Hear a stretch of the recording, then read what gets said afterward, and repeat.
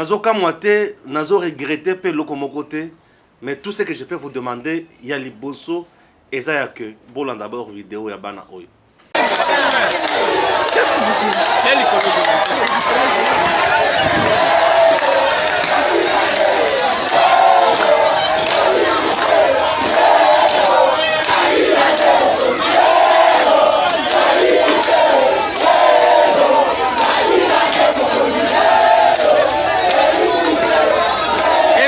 Le finaliste, ce sont les finalistes qui viennent. Bana bauti komona bazali bana o bauti ko katana na examen d'état en République démocratique du Congo. Bazuite bizengi bana bazanga mayele. Sikoyo sima ko katana bazui kanda. Baketi côté batetela. Bipai wapi siège ya PPRD ezali. Bakoti na lopango, bafongoleli bango lopango bakoti. Batala na mur elongi ya Joseph Kabila. Babandi ko yembela ye tata zonga. Na comprendre le côté chien.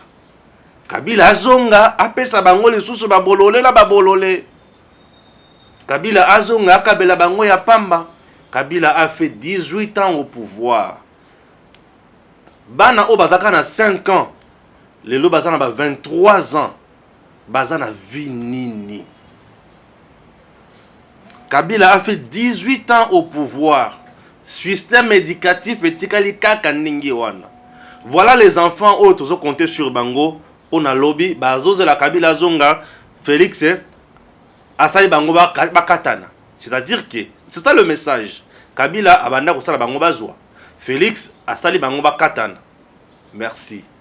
Ça signifie que loi ya moindre effort o ebanda ko za na mboka na biso. Abanda ko pesa bana ba point ya lokuta bakata bazwaka pour ba distraire ba kino. Chers compatriotes, on va en parler dans cette émission. Format pe mususu. Bon mona ngota mususu kala. Na obi misa soselo ko mususu lelo. En dehors ya wana. André Mbata professeur a béticho les gifles. Chola kokite avant dynastie a subi. Monseigneur na kisangani sika zali alibite boya toyokana. Bayokana lisusu. Donc l'église catholique au moment où je vous parle a sengi bayokana lisusu. Na lebi okomi kindokite par hasard nini si la kate. Te bayokana lisusu. L'église catholique a prometaki batu awa ki a ko utiliser ba moyens nyonso za na yango. Pona ko biema na balabala ko barricade pouvoir aux anakata kozo peuple en otage. Les lolis a moniqué la commission paritaire et à niveau de l'Assemblée nationale est déposé nini rapport nango. Alors bien rapport et la commission paritaire ils ont tablé sur quoi? Vous allez suivre ça. Ici, l'église catholique Basuki Ambongo a sengi monseigneur Marcel Utembi a sengi alobi pardon boya toyo kanali susu. Ah, bako yo kanali susu. Yambalo eza po ba bomana siko. Lokola bazoyo kateto bazoya to séquestrer bango to bomi bango. Yambalo eza clim wana poison. Donc plan o bache siko yango wana. Wana biloko nanga. Po ba essayer na biloko nyonso ti bazangi. Dodo kamba soki o meki ko zonga lisusu na 5. Poison. Soki bendo bato musulman bo meki ko zonga suna 5 poison. Na yebi sabino. Po boke na ba round nyonso ti boleki bango. Ba télévision bo dénoncer makambo leki bolakisi bango lokuta nyonso les bosso à peuple. Aujourd'hui l'église catholique est incapable de mobiliser 5 personnes pour passer la marche. 5 personnes pas ba on a sauté. 5. Bo silisi bango ngala na mayele nyonso. Et sili bango ba oye ba susu ke ba kosala nini te. Ba sengi les soso bo yokana. Au juste bo yokana mbala boni.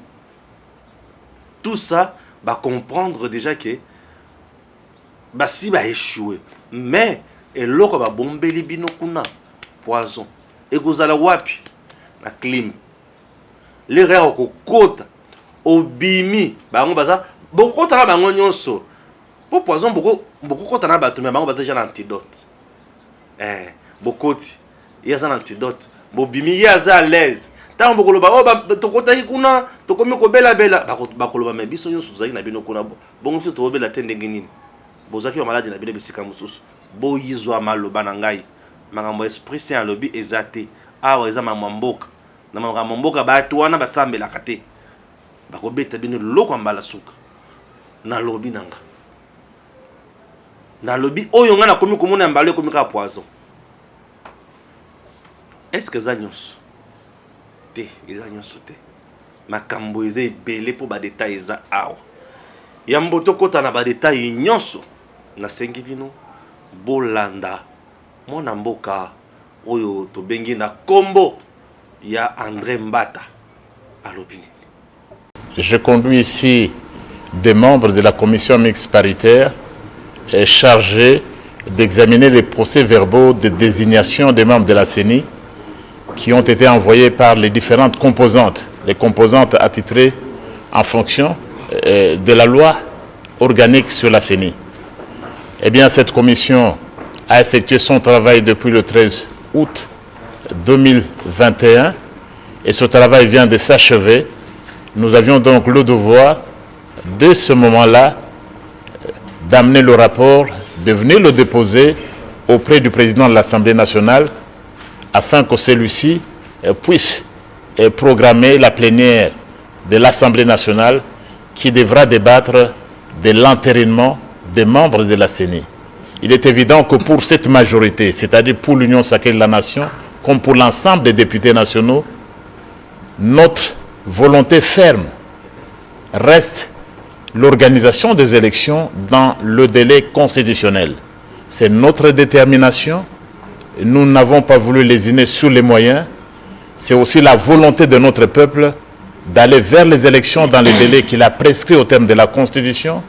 C'est également le souci du président de la République, son Excellence Félix Tshisekedi Tshilombo, que nous puissions aller aux élections dans les délais constitutionnels. Telle est la volonté de notre peuple, telle est la volonté de l'Assemblée nationale. Nous sommes donc venus ce soir pour déposer le rapport de la commission mixte paritaire au bureau de l'Assemblée nationale. Le travail s'est fait conformément à la Constitution, conformément à la résolution qui avait été adoptée par la plénière. Et pour les détails, vraiment, prenez un peu de patience. Nous ferons très bientôt, incessamment, dès que la plénière est programmée, vous aurez tous les détails. Le travail était bien fait, mais nous réservons la primeur à la plénière de l'Assemblée nationale. Voilà, nous sommes là. Ça, c'est l'équipe du jour. Vous avez vu, non? Oui, j'avais dit qu'il n'y avait pas de format. Il y a bandi, il y a ceux qui c'était l'autre bandi bisognos. Voilà.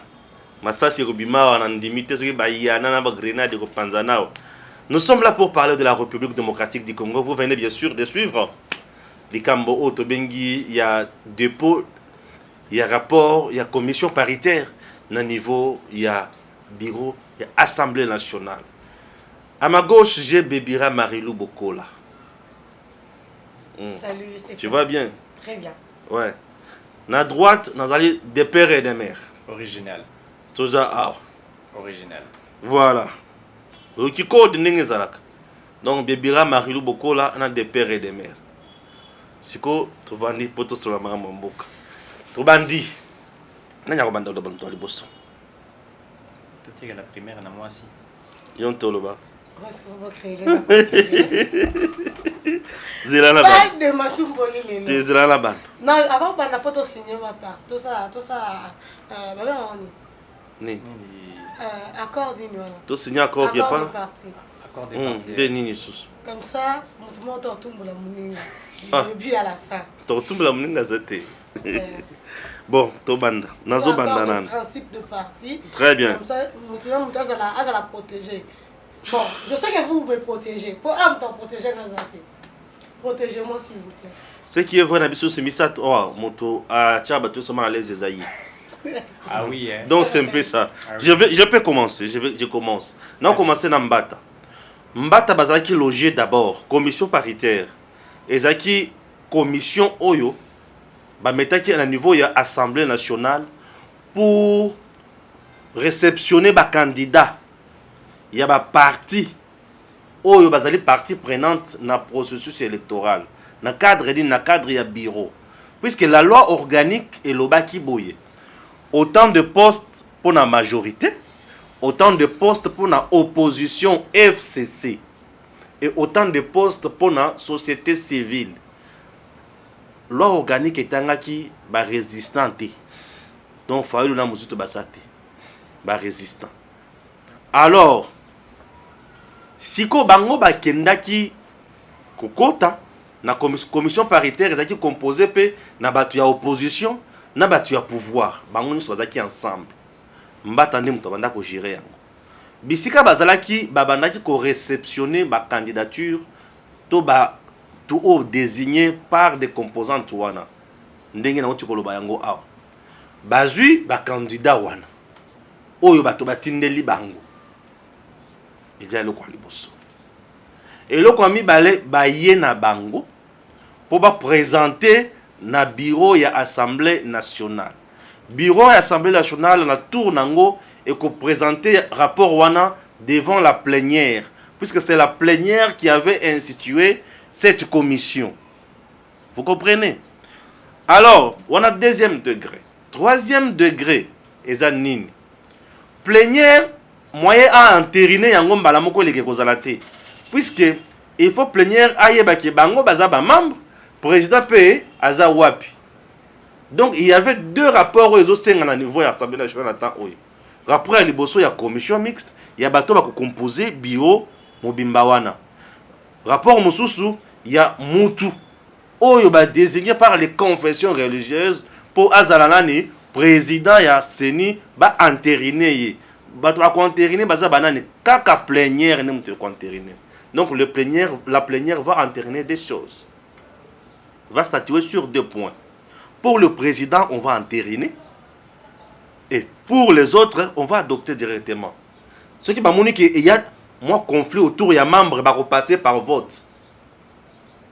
Voilà, dans un article 121 de la Constitution. Premier colonne, ça va jeter. Va passer par vote. Ce qui m'a montré qu'il y a une complication autour, il y a membres, il y a membres. Ah, c'est la vice-président, non, capacité n'est pas gâtée. Il y a une fois, c'est la rapporteur. Ce qui m'a bien été, va passer par vote. Donc, constitution na sur le bibongo. Parce que la carte ya mibeko, ndenge ali ko sala na mboka na biso. Et maintenant, na ngambo kuna na yebika ka problème ya te puisque bato wana basi bayokana ki jana ba composante na bango batinde bato na bango par autorité morale na bango. Kuna vraiment problème ozala te. Problème ezaka ka epa ya Cholet. Eza a Wande. Au moment où je vous parle, Cholet mbata beti mbata. Mbata na ndenge nini ndenga silisi musala na ye oyo aye ko déposer dès que la plénière est convoquée par le bureau, c'est pour statuer sur ça. Et le bureau ne sera plus bloqué ni la plénière bloquée pour na base de la kaka ti mukolo bango ba kondima po ba makambo elekana. Non, à ce moment-là ba ko kendra bango puisqu'il faut ba respecter les délais constitutionnels.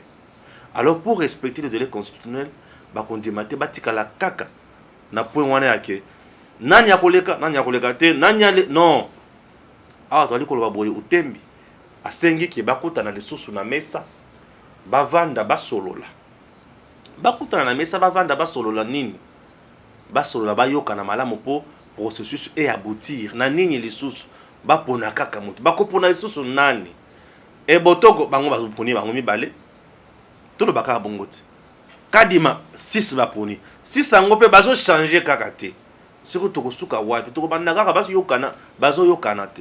Et pourquoi je dis que comme passe-temps non agréable? Pourquoi bazalaki ensemble s'il vous plaît nasi sana nasi sako bangate bavandaki basololi esimbite basali plusieurs années esimbi plusieurs mois plusieurs jours esimbite to sali 2 ans déjà au Toleki. 2 ans au Toleki, et ça déjà ébélé. Au Tozangi, Makambo Matali, candidat Yasseni. Batona ataba vendre les sous, Bakoyo Kanakakati. Merci, c'est cassé. Alors, c'est ça. Question posée depuis c'est Rakana. Tu sais, la base de la Stéphane. La question a été déjà répondue. L'affaire a été conclue par la Cour constitutionnelle. Mais pourquoi la Senko a l'ingénieur Sabato Sima? Et ça, nous avons rappelé, Bissotom Sotobe Tarango Kara. Savez-vous que Corneille Nanga est réellement démissionnaire? Vous voyez, vous avez déposé lettre de démission et puis accusé à la réception du bureau Mabunda. Bien sûr. Si vous voyez Bissanga, 2 autres au Senko, c'est juste un exemple pour nous démontrer manque de sérieuxité dans le Senko. Senko est conscient. Ils sont conscientes, hein? Consciente, c'est la Senko. C'est la Senko. Ils sont conscientes que Corneille Nanga a démissionné après publication et résultat de l'élection en 2018. Tout à fait. Pourquoi? Motif n'est parce qu'il a été incapable de retenir le fichier jusqu'à la fin. Tout à fait. Et qui a organisé tout le scrutin. Il y a encore reconnu ça comme échec. D'ailleurs, on a l'obara IGF qui est dans Seni. Mbongo ya ba élection et bimarati na souka. Mais pourquoi Corneille n'a organisé ba élection jusqu'à la fin? Pourquoi? Là, son Corneille expliquera. Bissotel commence qu'à échouer. Senko ayebi yango. Ayebi échec, il y a Corneille Nanga. Senko est consciente. Mais pour moi, le niveau, il y a manque de sérieuxité. Malgré connaissance, il y a Banjé Wana plutôt, elle s'est quand même permise de demander à Nanga de préparer les élections. Il n'y a aucune sérieuxité de la part de la Senko. Et au lieu de poser des questions, ce qu'il faut tous les sous au ciment, toi qui ne débat tous et là-bas, non. Tu as combien de possibilités à ciment? La Cour constitutionnelle a demandé à l'Assemblée nationale de poursuivre le processus de l'entreprise. Très bien, très bien. Je comprends que bien évoqué sous bondir battu argument. Oh non, la Senko a dit bah ça prête à reconnaître la table de négociation. On n'a plus besoin de cette table de négociation. Ici, Baloukeli Christopher Mbosso Makambu Stéphane. Bati Mbosso en danger mais que bien ba comment occasionner Mbosso asa de mèche na bango. Le délai était déjà était déjà à l'échéance, tout le monde avait vu qu'on ne pouvait plus rien accorder. Mbosso a violé les règles. Pour ne pas accorder la prolongation, on ne fallait pas ça. La prorogation, on va mériter à quitter. Proroger en leur faveur. Ce n'était pas en faveur de 6. La prorogation, c'est ça qui est en faveur. Il y a les 2 autres. Il y a Senkona et SCC, Stéphane. Bien sûr. Qu'on se le dise ouvertement. Pourquoi les lois, ils sont comme banane? Donc, comment mon besoin dans ma boca, il y a Senkona et SCC. Nous ne sommes pas des Congolais. Ou bien les 6 autres sont Congolais. Car Senkona et SCC ne sont pas Congolais. Et moi, je suis franchement, Stéphane. Encore poser des questions. Je ma question à Gagné dans Okanda. Ma question à Gaï. Ma question à Gagné dans Okanda parce que le Congo n'appartient pas à un groupe. J'ai posé la question pour la faciliter au tâche au ta place. On facilite la tâche. Bien sûr. Pour on peut s'abango des brèches. Pour tout bimisa buzo bana bango. Ah, fallait nous le babongo kasité. Oui, mais n'a rien bimisa biloko mabe pour bakangsanga. Bon, kangisa o tene no kangisa. Et nous nous a protégé, nous sommes protégés au pédacimananga. Bon protéger à moi la bille. Bon protéger. C'est bon, c'est bon. Et tu sais qu'on se le dit ouvertement en fait. Pesa bango ba délai ba ko pesa bango. Tu pesa bango ba prorogation, fallait pas pesa bango. Rien que pour bénéficier na bango ba apporter les biso une solution. On a vu Nicolas na bango na komaki na niveau ya koloba non au nom de l'appel les 6 autres ba céder. Pour na relukara kimia en faveur na bango. Mais jusqu'où tu reluka ko bercer bango. Jusqu'où Stéphane? Et Simba soutien? Non, ceux qui va accorder bango ya ngombo sotokosenga siko ba longola comme président de l'Assemblée nationale. S'il ose le faire, ceux qui va osenga de toute manière na za député. Mais au moment que les Congolais vont na bureau puis au moment organiser une motion contre Mbosso, il va quitter le bureau pour rien. À cause de cette petite question, vous avez une petite question. C'est pas une petite question. Mais oui, parce que quand vous demandez encore que vous à la table de négociation, c'est que vous minimisez. Oui, non, soutenir Bango. Oui, oui. C'est que vous minimiser Bango. Vous minimiser gravité.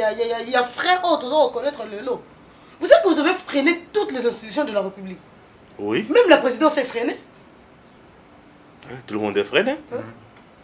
Et surtout, c'est les droits du peuple qui est violé. Voilà un peu. Donc, toutes les institutions du pays sont freinées. C'est l'article à cause 5. Il y a bâtiment roboé. Bazana bakaka 8 et belete. Imaginez que bazana qui 500 nombre de députés dans l'hémicycle. Aérotolali. Aérotolali. Ils ne sont qu'à 8. Mes frères, 8 il y a Pamba, 8. Baroka ta dit comment ta nombre nombre décimal te. Bazana ba unitaire. Mais on a créé tout trouble, chaos. Bah accorder une nouvelle prorogation, bah qui est sur la table de négociation. Si Mbosso osé, c'est bien qu'il y ait une l'Assemblée nationale. Non, non seulement quelqu'un qui a osé. Bêtise, oui. Il aura affaire à la Cour constitutionnelle. Oh, mais parce que la Cour lui a déjà demandé de poursuivre le processus. Ouais. Et pire encore, ce qui est pur, et non, pur, t'es pire. Ce qui est pire est que. Non, il faut que le maman soit bien.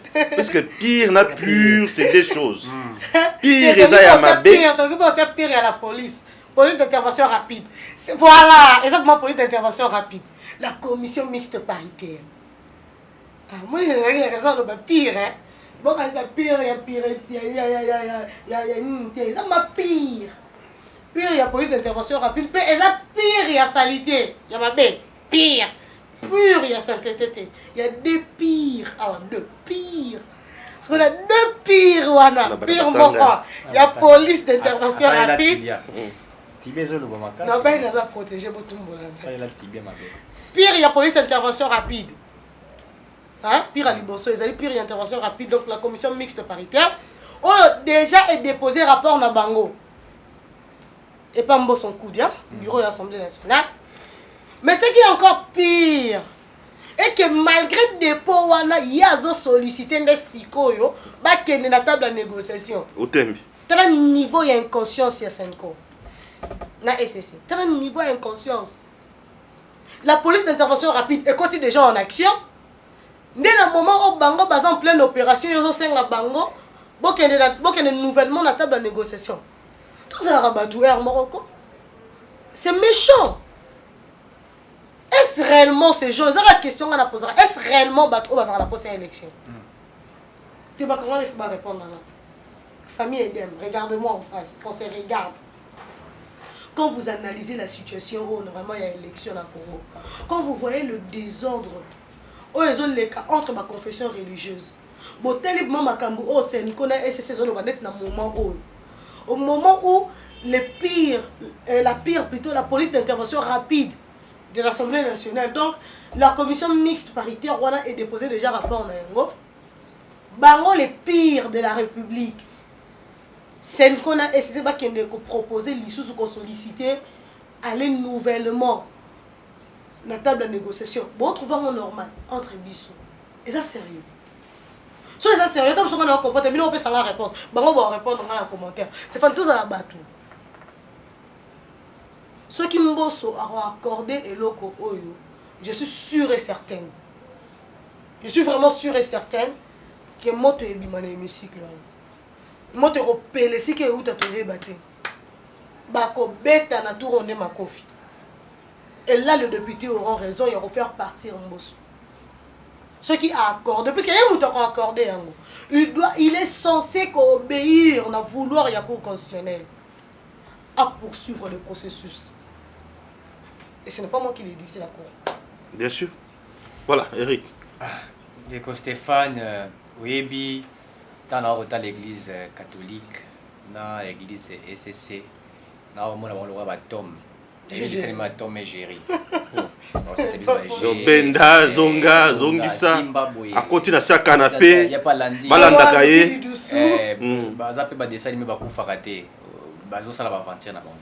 En fait, ce que j'ai compris, il y a un jeu qui se joue. Exactement. Et nous avions compris ce qui s'est fait. Et nous savons ceux qui sont derrière ces genres de jeux. L'Église catholique et les CC veulent jouer au jeu qu'ils ont joué en 2016 face à Kabila. Kabila, laissez-nous, les acteurs politiques, on a un problème de confession, laissez-nous gérer ces conflits-là. Est-ce que vous réfléchir? Oui. Allez-vous trouver la solution? Oui. Combien de délai? 3 jours. Ok. Kabila PC Bango, 3 jours. Vous avez besoin de combien? un peu de frais, vous savez, les acteurs politiques, il faut les associer. Ah, ok, combien? 200 000 dollars. Ah, 200, ça va? Si vous voulez ajouter, ok, on va payer si bambo bambo. Bah, ça lit 3 jours, résultat illimité. 1 mois, 2 mois, 3 mois, et Tokomaki na Otokomaki. Dialogue de 2016 de à 2016, 2018. voilà, il y a eu des conflits entre les acteurs politiques. Et Bango va profiter. Suite à ces conflits, l'argent sort du trésor public, ils ont un véhicule, et ils sont calmes. Ils jouent à un jeu, ils maîtrisent. Ils vont écouter Katumbi, Katumbi va proposer de l'argent. Ils vont écouter Kabila, ils vont écouter l'opposition de Félix Tshisekedi. C'est comme ça que l'ECC, l'Église catholique, fonctionne dans Et ce la pays. population comme la part. C'est ça. C'est comme ça que ces gens-là font. On connaît les jets de l'ECC, l'Église catholique. C'est comme ça qu'ils sont. Face au conflit, ils profitent et ils tirent profit. C'est comme ça qu'ils sont. Et ça, bizalelina bango. Maintenant, les problèmes se posent comment? Comme maintenant, Bazali na minute ba ko jouer G à opposition, puisqu'il faut le dire. FCC ne veut pas des élections. Il veut un dialogue pour se retrouver, puisque quand Félix a fait appel à l'union sacrée, bah, Santeta qui va faire les politiques à chaise vide, alors que Félix a comment dirais-je, FCC cache à l'objet union sacrée, c'est-à-dire, puisqu'avant l'FCC cache c'était Kabila et Félix qui dirigeaient les Congo. C'était Kabila et Félix qui dirigeaient. Suite à un problème, Kabila doit aller. Le président et le vice-président. C'était comme ça. Félix devrait aller des fois à Kingakati ou Kabila devait aller des fois à Naye. C'était comme ça que ça existait. Maintenant, quand Félix Abomi a créé Union Sacrée, il dit actuellement, il n'y a plus de vision de Kabila, de qui que ce soit, c'est moi. Ma vision maintenant. C'est moi qui dirige, mais si les gens de FCC veulent participer, ils peuvent participer, mais sous ma vision. On va s'entêter, ça va têter, ça va accueillir, Libanda. Ils n'ont plus le contrôle et le pouvoir maintenant. Ils sont dans l'opposition. Kabila ne donne plus l'argent comme il donnait quand il était au pouvoir. Et ça, Bosso, ça va vanter na bango, Kabila ça s'est arrivé dans bongo Mouilani, Chadar et Bao. Mais c'est Kabila Msambo, tout c'est bloqué, Kabila ça va faire naïe. C'est bloqué, lève perdre des mots et m'arrête sous je vous informe. Parce que quand ils ont vu ça, ils disent non. Attends que Kouf 2023 Zoya Tozambo Mouté. Nous serons bloqués. Qu'est-ce qu'il faut faire? Il faut activer les dialogues si vite, il faut activer les dialogues. Par exemple, activer le dialogue. L'amour qu'on peut comprendre le chef, il faut l'habiter, tout le monde soutenir la Gingaï, ben soutenir la grand prix de Salinga. Je n'ai plus d'argent. Qu'est-ce qu'il faut faire? Il faut activer. Activer le dialogue, créer tout ce qu'on doit créer. Utiliser qui? L'ECC et l'Église catholique. Quoi utiliser la NIN? Il y a temps. Le temps va passer, le temps passera, et ça aura un problème, il y a l'église confession religieuse. Là, on parle plus des problèmes politiques. Ce n'est pas les acteurs politiques qui commettent des problèmes. Confession religieuse. On a un problème. Les candidats n'est pas tous d'accord, on a été. Et ça prend du temps, et quand ça prend du temps, il y a maintenant un blocage, puisque ceux qui donnent ce président CENI, il faut un calendrier, non? Le temps d'élaborer ces calendriers, le temps qui est perdu, comment on va les récupérer? C'est un jeu qui se joue. Et il y aura aussi un problème de financement. Bon. Nous avons 26 provinces. Il faut déployer Bablour un peu partout. Les machines à voter, il faut regarder combien ils ont combien il faut qu'on ajoute. Ce n'est pas un jeu d'hasard comme ça. Ça va prendre un travail de maintenance. Un travail purement technique qui ne peut même pas prendre un mois. C'est ce qui se joue, les gens ne comprennent pas. Alors maintenant, l'Église catholique joue à ces jeux. Il est soutenu par des forces obscures. On va faire ça dans l'obscurité. Les 6 autres confessions religieuses connaissent les jeux que l'Église catholique est en train de jouer. Yango monaki, Église catholique a bien ici il y a 6 confessions religieuses pour corrompre bango, a proposé bango bambongo, qu'on puisse bloquer, retarder les temps. C'est ça la carte qui se joue. Maintenant que la Cour constitutionnelle a tranché, la commission paritaire mixte à Sali Moussala Naye, directement, c'est l'Église catholique nécessairement monique. Non. Si nous laissons ça et vous entériner, automatiquement, tout sera résolu. Maintenant, écoutez, je vous informe. Ils savent. Maintenant, qu'est-ce qu'ils font? Non, tu sur la table de négociation. C'est-à-dire quoi? Quand tu dis tu sur la table de négociation, pour le président, il y a Samboso. Moi, Mikolo, tu vas retrouver sur la solution. Ça veut simplement dire qu'il y a un jeu qui se joue. Puisque aujourd'hui, je crois octobre. Tu crois? Octobre. Je crois octobre. Et ou octobre. Donc déjà presque na soukamo. Donc en novembre. Bah il y a quoi ça en novembre. Et ce qui peut te blaguer décembre. Et ça le coup là combien des années au Toluca président Séni. Ok. Ça fait combien? 2 ans. 2 ans vraiment consommé. Mon bimba consommé. Perte de temps. On va se retrouver en 2022. L'année 2022 c'est l'année préélectorale. Où les candidats, les potentiels candidats doivent se préparer. Il faut. Ça va prendre du temps. Et ça risquerait. Au lieu de tordre ça la calendrier, de ça la calendrier. Et vous avez 2022, monsieur Gozabino, élection 2024 au mois de décembre, tout va recommencer en 2025. Ça, c'est léger. De jeu des acteurs politiques qui se jouent. Et, Baniba la chose au propre panane. Félix Tshisekedi. 1. Administration qui sont candidats, Denis Kadima, Azaï Ndekonaye. Vous comprenez les jeux qui se jouent? On sait comment les jeux ça jouer. Ndekonaye, d'abord, un Azam Moulouba. Ndekonaye Moulouba. Des Azam étiqueté. La moralité. Yango Biso to boya qui est. Si confession religieuse Balobi, Bino Boy Kadima. Babi comme église catholique. Bon présenter. Babi c'est église catholique. Babi c'est église catholique. Bon préparer monsieur Biso motomosus so yeno ligi Denis Kadima. Bon mais l'acception motomosus. Babi église catholique. Té biso za mototé. Bino boy ko lukamu biso za mototé. Ça dit quoi? C'est un jeu. Maintenant, on pense Pilate apparemment. C'est-à-dire que c'est un jeu machiavélique qui se joue. Et c'est pourquoi nous sommes en train de dire à la population congolaise. Bato boza komuna, bachole, baoutembi, ce sont des commerçants. Ce n'est pas l'église au milieu du village. Regardez comment j'étais au propre dans ces confessions religieuses. Mi balé, baki kobata mana, hôtel du fleuve, bango pona bango l'église catholique, balambo, donc pour la bango Dodo Kamba, responsable qu'il est, il doit être incapable pour eux. Dodo Kamba doit être incapable, il y a refoué ta chambre à 500, toi à 800, toi à 1000 $. Il doit être incapable. D'abord, l'église catholique a toujours été près du pouvoir.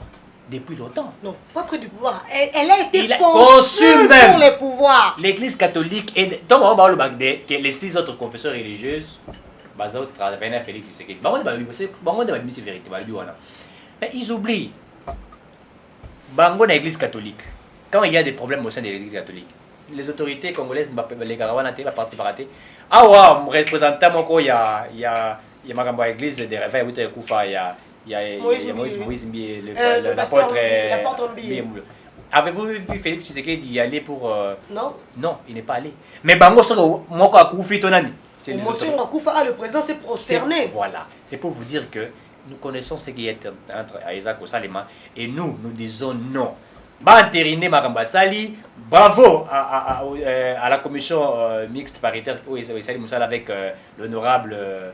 comment il s'appelle encore André Mbata. André Mbata, le professeur. J'ai vu la brave Henriette Ouamou derrière. Oui. Félicitations à Bango. Moi, je crois que la Cour constitutionnelle a fait son travail. Il faut montrer les salama. Babi Missalabi, ce président est Séni et que Makambo Samané est Séni. Chers compatriotes, j'ajoute un petit truc là, je risque d'oublier ça. N'oublie pas alors. Voilà. Cour constitutionnelle, la Mbokanabiso, et Sénéli Boye va rôle vraiment joué. Je veux dire quelque chose. C'est que je sais que Marilou pourra aussi ajouter. Cour constitutionnelle et Zakana pour réglementer vie politique. Yambok. Par exemple, Mamakambo Salak. Vie politique, ce qui est en la malamouté. Cour constitutionnelle a émettre à vie place ouana. C'est comme par exemple la cadre Nîmes. Confession religieuse qu'on a bausala buzo banabango. Bako barani shole na baninga na baosala buzo bana bango Tomé Géry nane c'est qui Eric Mtolobi yango ezanga été ngana zwi yango pa Eric Tomé Géry shole na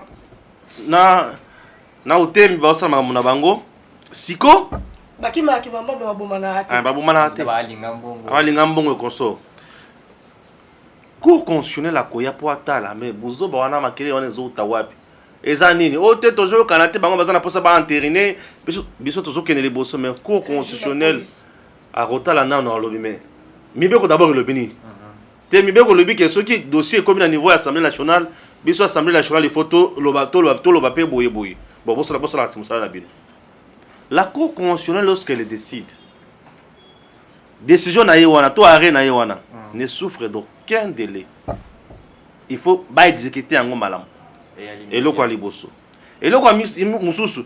Et ça makambo a recours te. Puisqu'il a décidé qu'en premier et en dernier ressort. Même le président en mettant en cause. Même le président. Il s'était. Puisque la Cour constitutionnelle, président de la République, avant abîmer sa ordonnance, la décision, mon robot. Il faut Cour constitutionnelle à la constitutionnalité. Est-ce qu'ils ont répondre à la Constitution? Tout à fait. Donc, ils ont pas c'est mon conseil. Ceux qui, par exemple, a décidé, non, ils ont dépendent, ils ont constitutionnalité, non, ils ont moi passé. Ils ont moi passé. Le président a violé la Constitution, ils ont moi passé. Puisque la loi, ce qui, par exemple, est dans le Parlement. Le président a promulgué un journal officiel. Il faut appeler ça un cours constitutionnel 15 jours. Bataliti, que ça va, bref, l'Assemblée nationale, le bureau ya bonso, basi ba pesibino déjà ningisa ya kosala musala na bino.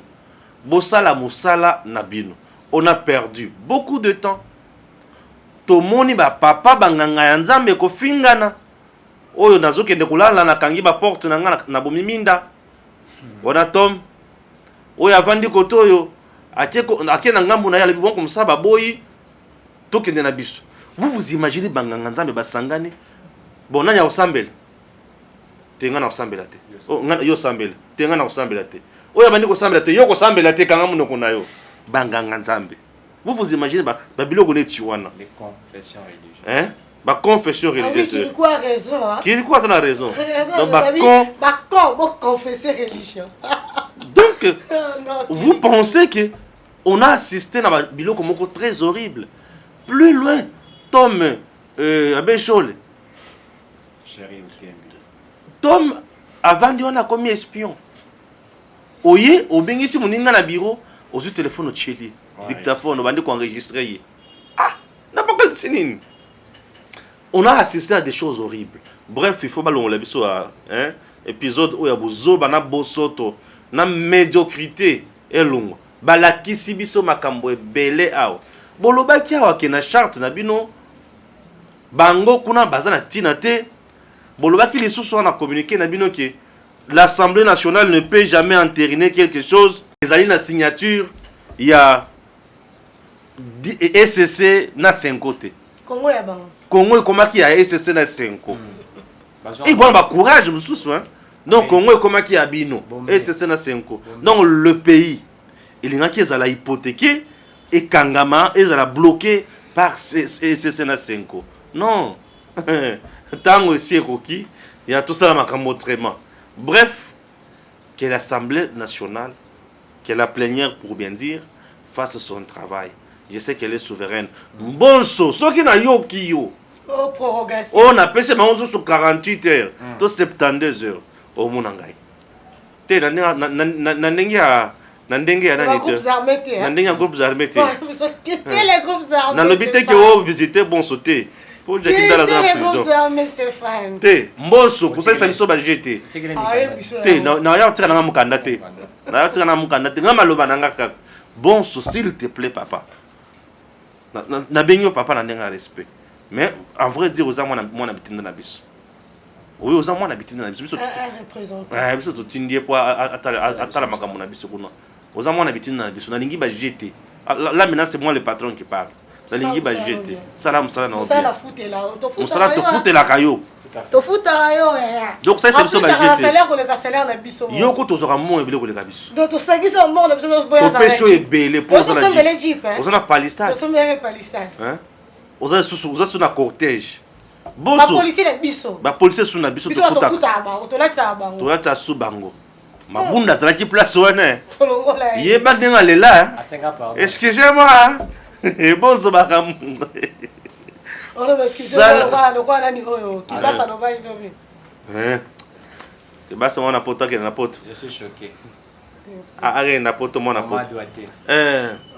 Ah, que basta boa na poto que na poto. Mona fingi na biaza mona poto que na poto. Ah, on a chica. É que na poto. Que passa aí? Isso é uma villageois. Eu tá cananga, zona cananga não. Papa uza mona poto que na poto. Il a chica. Chose grave na poto na zo kabato mayele belé. Mais si ko bato muso bazar ya poto, c'est compliqué. Non, franchement. Et puis la diaspora congolaise est une diaspora utile. Très utile, très intelligente. Parce que bizarrement, on est à Oh, Madame. il y a madame besoin, il y a terre, besoin de la mission à battre. Bah, on est, voilà, qu'est-ce qu'on a. Eh, mingi baza. Donc il y a madame besoin de la kuna. Il y a ma belle boy. Il y a ma belle boy. Apparemment, les tonneaux vides d'un boy autour de sa Institut Sebisumba de la Belgique, de la France et tout Bah, ça. Donc les gens qui vous raisonnent très bien, Bah, alors qu'il y a des gens très intelligents. aujourd'hui de la mission moto awa, azoeba commettre en place plan de communication. C'est bon. Ozingo bakisation na Oui, d'ailleurs, mon papa à l'église catholique. Mon papa c'est un idée des actions. Tu saurais bien quand on s'est rappelé le Congo savent, même que le Baki l'église catholique a été instituée pour la politique. Souvenez-vous du début de la colonisation en Afrique.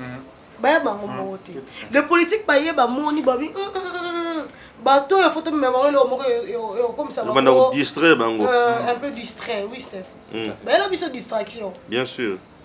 Et la distraction était la religion. Je ne suis pas contre la religion. Mais c'est là où la religion est là et là mabe. Oui, les autres ça va tout prier à solo, bah ça na bango. Mais qu'on se dise aussi la vérité. Et que religion est yakana mundele. Et la religion mususu les catholicisme. Tout à fait, tout à fait. Reconnaissons que ceux qui baillent la biso protestant, l'église protestante c'est yaka, ils arrêtent juste pour nous faire montre biso démocratie.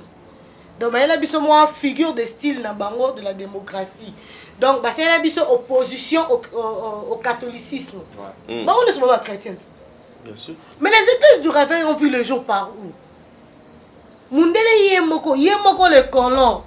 Yemoko eli biso religion catholique, le christianisme par le catholique. Yemoko baki se libiso le christianisme par les CC. Quelle est la différence? Parce que on ne sont pas chrétiens. Pourquoi il y a une différence? C'était pour nous aveugler, c'était quand on a distraction. On a catholique, on a protestant. Allez, le quoi catholique, on a ressemble à la mine. Tu es au côté de une distraction comme l'église de réveil. Et puis, on a chez le Romoko, même à l'entrée, tant l'église catholique a y c'était la politique occidentaux. Voilà. Bah, ici, Bango, quand vous allez, bah, ils savaient que les Africains avaient l'air Dieu. Fallait contrer maintenant. Ils ont déjà l'air Dieu. Errer les pauvres en Christ.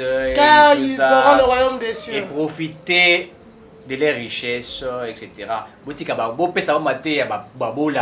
Et vous profitez. En fait, si vous lisez l'histoire, c'était toujours au village. Voilà. Et puis d'ailleurs, il y a une stratégie. Pas les prêtres, enfin, les missionnaires. Voilà, missionnaires. Chemise à pembe, pantalon à noir, na sapat na makolo. Aroula tango du lundi au dimanche. Mais à mon côté. Ma valise à tenue n'est pas. Vous comprenez? Voilà, c'était la stratégie qui était. De vous attirer, la sympathie du peuple. C'était comme ça. Ils sont venus avec cette manière de faire les choses. Bah, contre ça qui est distraction, et ils ont même pillé l'Afrique, ils ont pillé les Congo. C'est comme ça que les choses ont fonctionné. Ils ne l'ont pas, ils continuent. Jusqu'à ce moment, maintenant c'est sous forme moussous. Maintenant, comme ils sont congolais, voilà. Le problème est que si j'avais soulevé ce point au président pour la manifestation, aujourd'hui les catholiques et le CC, ont joué une carte des Occidentaux. Ils veulent seulement occasionner pagaille. Ouais. Bon, une crise. Voilà, ils veulent créer la crise. Et ça, non, le problème est que et malheureusement, cette fois-ci, et ça, bonheur na biso, malheureusement pour na bango. Le Congo, il faut ils ont occasion d'ailleurs une deuxième indépendance. Après ça, l'indépendance économique na biso. Tout à fait. Nous devons maintenant nous débarrasser de la main noire dans la église. C'est bon. Dans la religion, Stéphane. Surtout dans la catholique na SSC. Non, ces gens ici c'est foutre déjà biso misapinami. On nous a doigté. Ils nous ont beaucoup doigté là. Partout. Ils nous ont beaucoup doigté.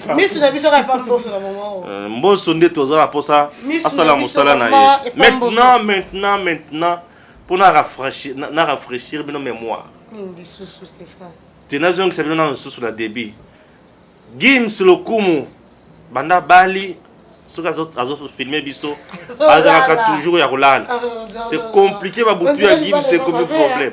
Baboutu à Gim, c'est comme un problème. Au secours. Baboutu à Gim, c'est comme un problème. Tu as la vidéo, il y a ma mère n'a parlé.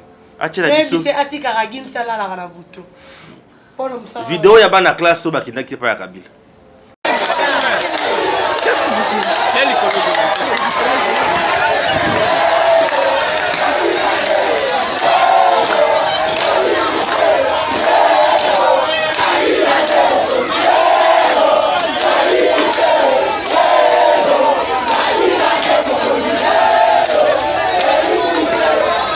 Et voilà, ce sont les finalistes. Ce sont les finalistes qui viennent. Ah, bana wana na lobi eza na lopango ya Joseph Kabila. Lopango wapi ya PPRD. Siège na bango. Sur avenue Batete là. Ah, côté bakendaki balobi Kabila to sengi yo zonga. Shishabi Jimbo. Nando banano bongo na tikela bango. Raish. Nando banano. Raish. Bana oyo bake kosenga Kabila zonga po asala nini? Bana oyo bakatani na examen d'état.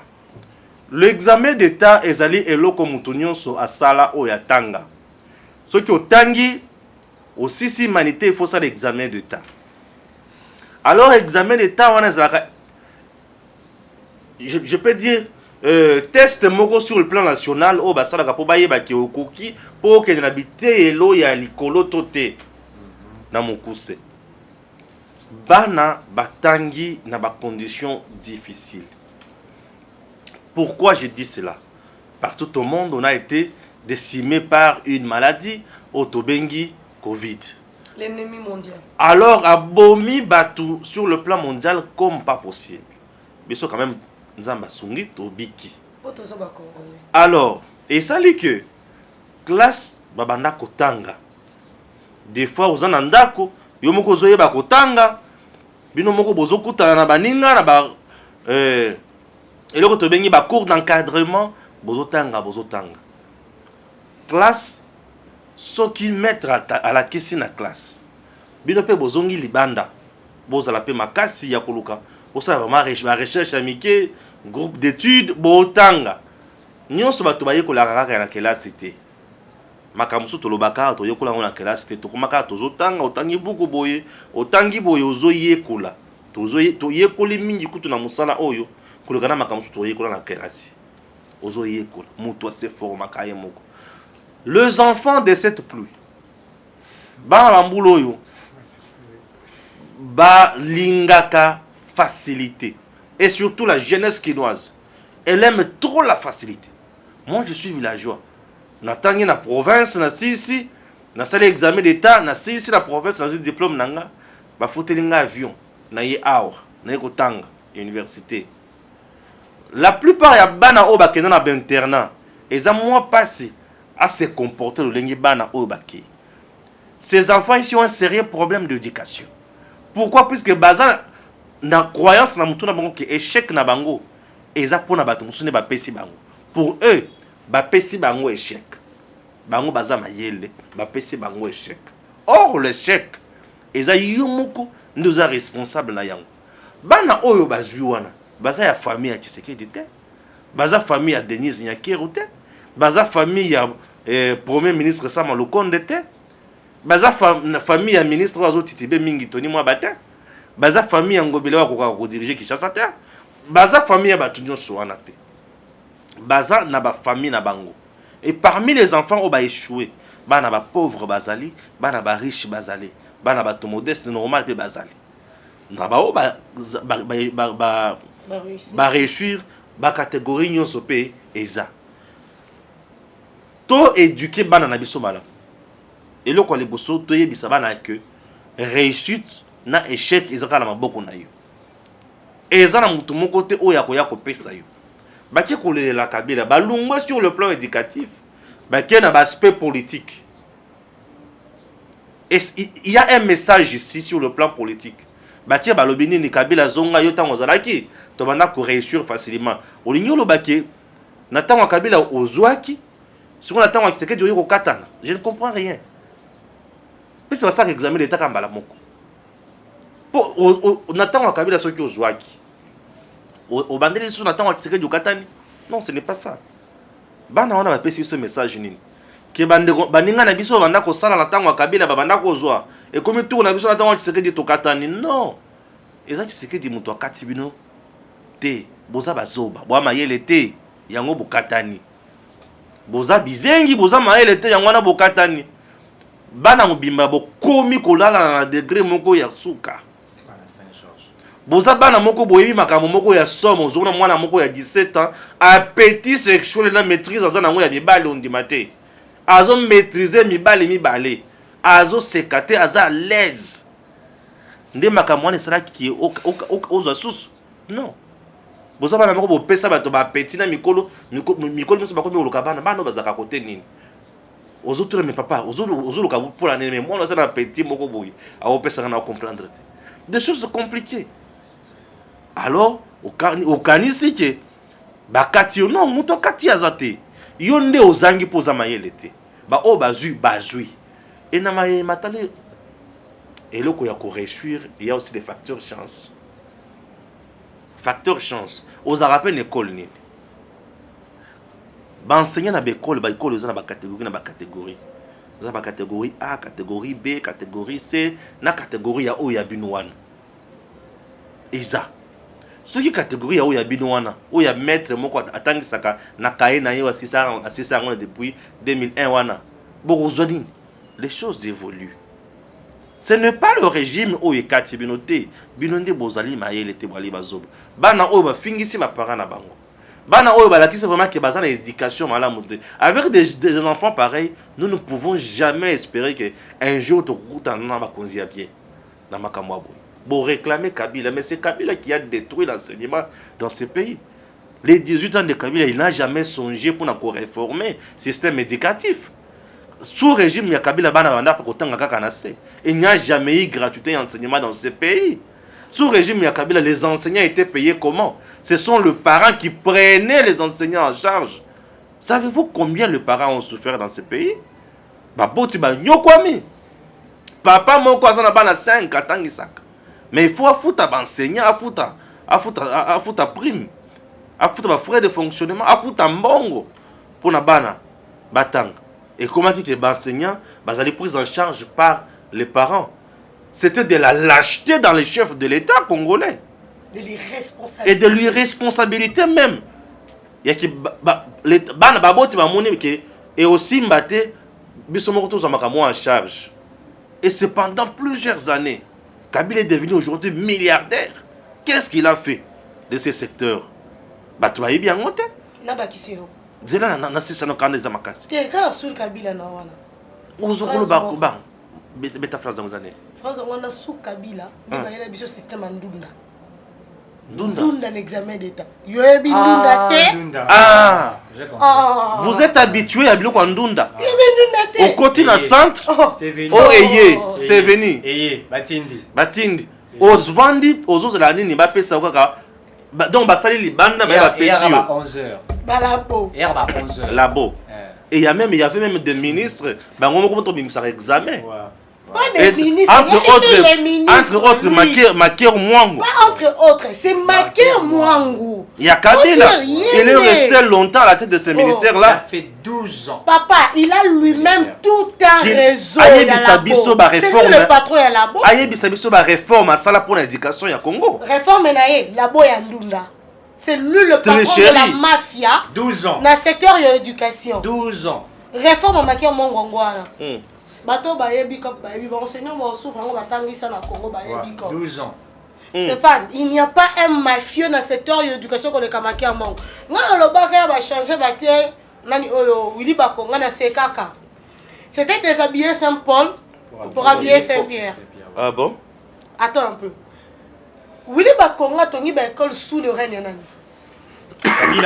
Kabila na Makia Mwangu non? Bien sûr. Mais quand Naïzara n'a pas kala oui, mais et qu'on s'est perpétué sous le règne de Joseph Kabila. Tout à fait. Et qui était ministre? Makia Mwangu. Makia Mwangu qui était ministre. Si vous avez Bisangaï, Makia Mwangu avait tout un réseau de la mafia. Willy Bakonga était où? Il était promoteur des écoles. Yo son mona le Sévigné, ça lui pas présenter l'examen d'état Bakatani. Bakatani a raté. Katana wapi? Bana Saint-Georges Bakatani a raté. Non, le Sévigné ba encore Katana te. Bakatani a raté. Bon, ils jamais au Katana. Ils sont tous de la même famille politique.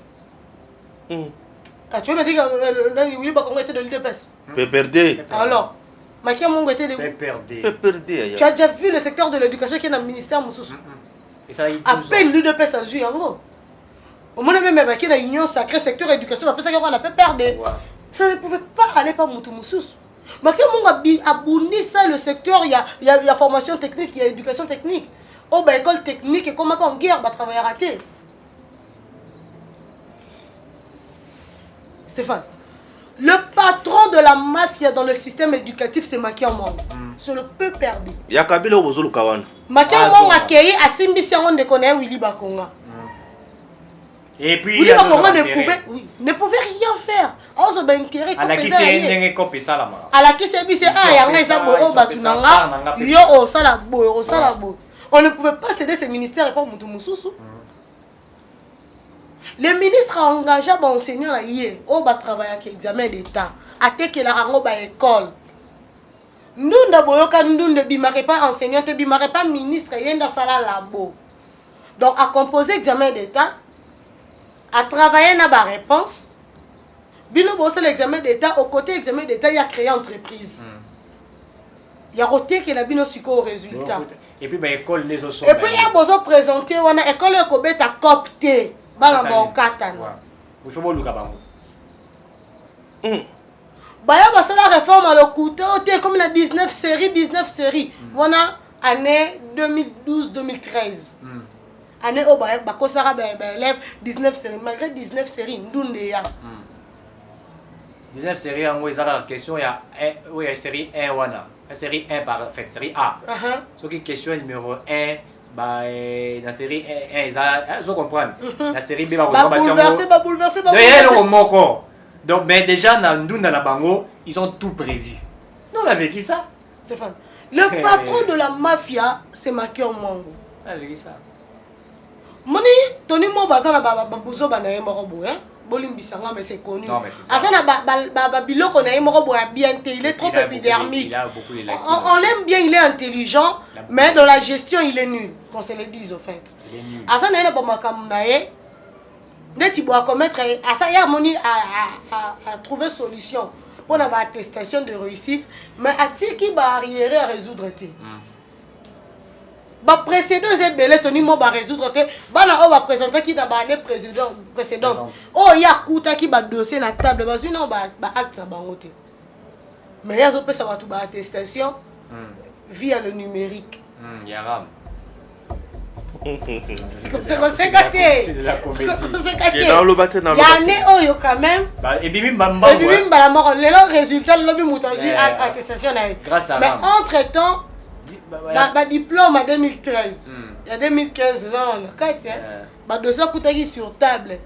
Mais Ram a financé. Mais on sait la musala moko la Willy Bakonga. Willy Bakonga ba coutaki on a mis ça tika ngo bongo. Yebe Tony Mo ba ya coutaki on a mis ça simbengo te. C'est pathétique. Donc, sous Kabila Stéphane, je voulais seulement faire voir aux gens, sous Kabila, la biso réforme Morobo Salaka, la révision du programme national de l'éducation, il y a 2011. Et puis, révision de Salani. Et il y a qu'à réviser ma heure de cours. Au lieu de 45 et qui dit 30. Qui tient. Conséquenté. Non, c'est gâté. Bah, programme la biso 7e na 8e. Bah, comment on va appellation. Et puis, élargir le cycle d'éducation de base.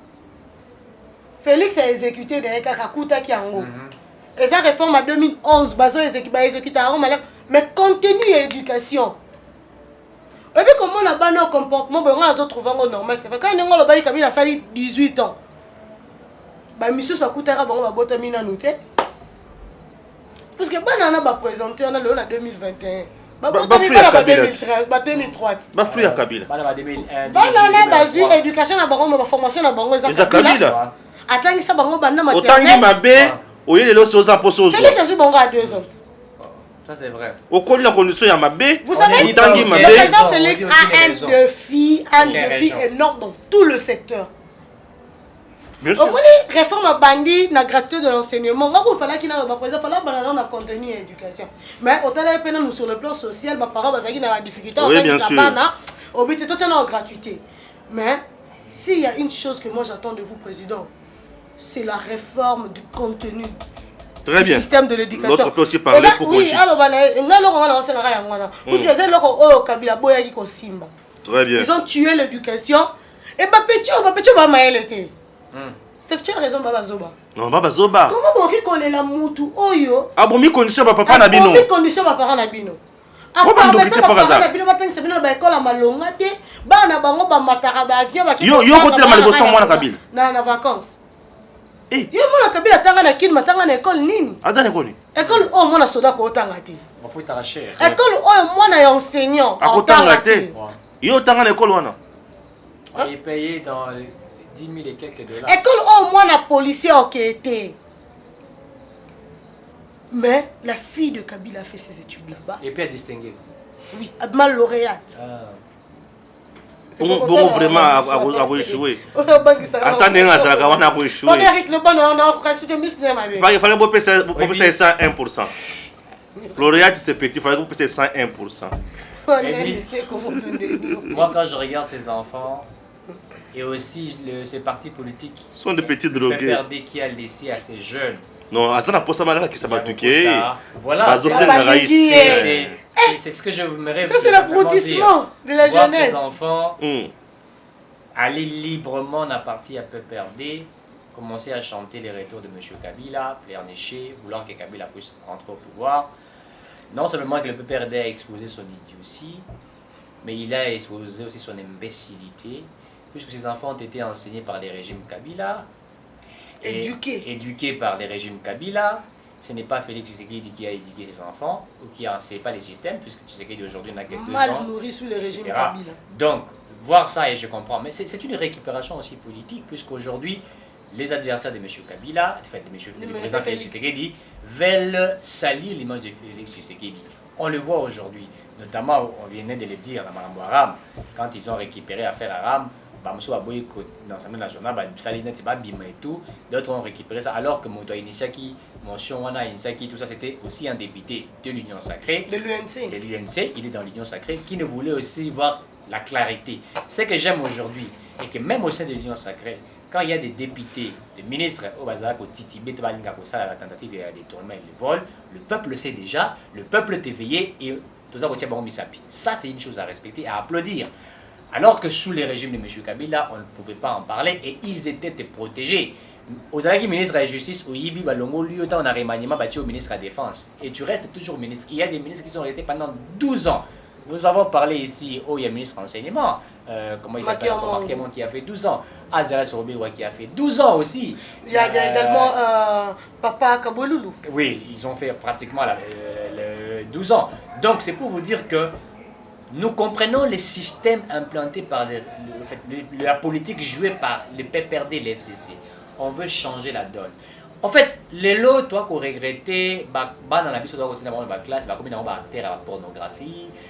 Ça, on a appris ça sous les régimes de M. Kabila, puisque régime à Kabila, les Alaki, régime Oyo, enseignement, ils ont bafoué. On faisait n'importe quoi. D'abord, les enseignants, Tangi Sabana, Bazako, Tangi Sabango, c'est vrai, Bazako enseignait Bango, mais Sabango, la sexualité, la sexualité n'est pas interdite à enseigner. Mais comme il faut outrepasser, il y a un désir sexuel. C'est accélérer moi sexuellement d'une manière stratégique. Ils incitent les enfants à la débauche. À la débauche. Alors qu'ils commettent tout le temps des infractions. C'est ça. Il faut veiller sur ça dans des écoles. C'est ce qui a été fait sous les régimes. Il faut veiller sur ça.